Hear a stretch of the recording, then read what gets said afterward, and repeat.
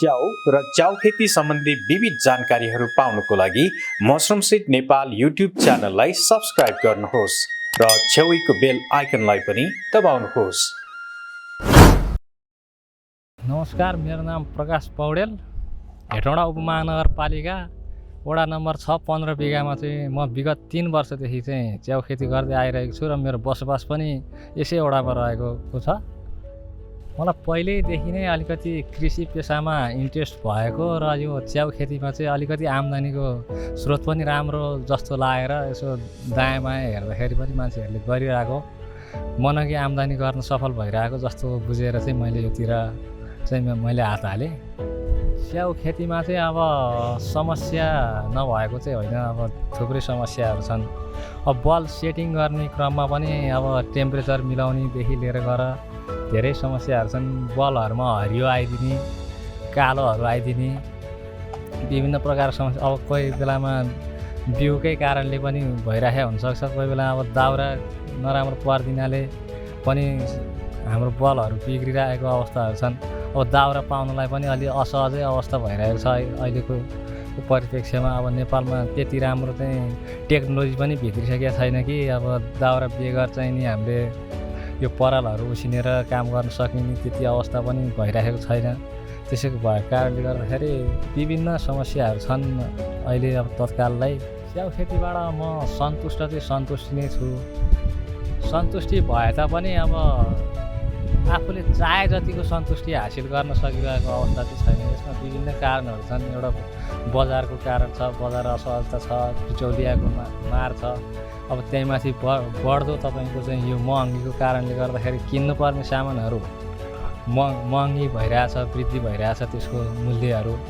अब हामीले बेच्नुपर्ने अब च्याउ चाहिँ अब तपाईँको तरकारीको रूपमा मात्रै युज भइरहेछ। त्यसको कारणले गर्दाखेरि अब च्याउ कुनै पनि तरिकाले चाहिँ बाई प्रोडक्ट भइरहेको छैन आजको दिनसम्म।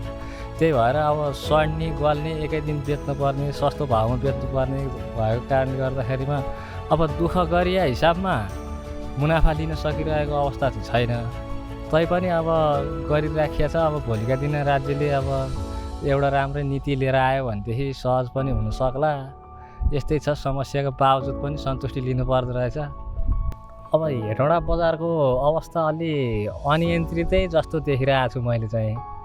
अब माल कति आउने पनि कुनै टुङ्गो छैन, कति बिक्री हुने पनि थाहा छैन। अब किसानहरू पनि त्यस्तै छन्। अब कति उत्पादन गर्दाखेरि चाहिँ भाउ लिन सकिन्छ भन्ने हिसाबले पनि कसैले राखिएको जस्तो छैन।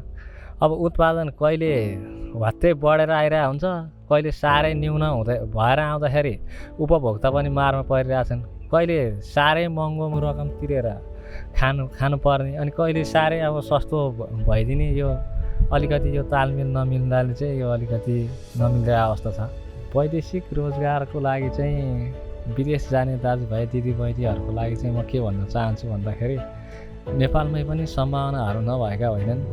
कृषि पेसामा पनि धेरै सम्भावनाहरू छन्, हामीले पहिचान गर्न सक्नुपर्छ।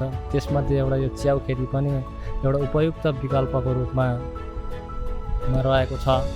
म पनि अब विदेश नगइकन नेपालमै काम गरिरहेछु। अब धेरै थोर कमाइ गर्न सफल भइरहेछु। विदेशको तुलनामा विदेश गएर काम गर्नु परिरहेको छैन होइन। त्यही भएको कारणले गर्दाखेरि च्याउ खेती गरौँ, आत्मनिर्भर बनाउँ भनेर भन्न चाहन्छु। च्याउ खेतीमा अब सरकारले अनुदानहरू दिन त दिइरहेको अवस्था छ, तैपनि अब 100 किसानलाई चाहिँ छनौट गरेर नदिइरहेको अवस्था देखिराखेको छ। अहिलेको माहौल अनुसार सरकारले चाहिँ अब 100 कृषकलाई छनौट गरेर चाहिँ अनुदान दिएदेखि चाहिँ यो कृषि यो च्याउ खेती चाहिँ अलिकति अगाडि बढ्न सक्थ्यो भन्ने मलाई लागिरहेछ। च्याउ खेती गर्न चाहने दाजुभाइ दिदीबहिनीहरूलाई चाहिँ म अब के भन्न चाहन्छु भन्दाखेरि यदि च्याउ खेती गर्न मन छ भनेदेखि राम्रोसित बुझेर ट्रेनिङहरू लिएर चाहिँ आउनु होला। बजारमा सुनेका हल्लाहरू अनुसार चाहिँ अब महिना 1 लाख 2 लाख कमाउने अभिप्राय बोकेर चाहिँ नआउनु होला।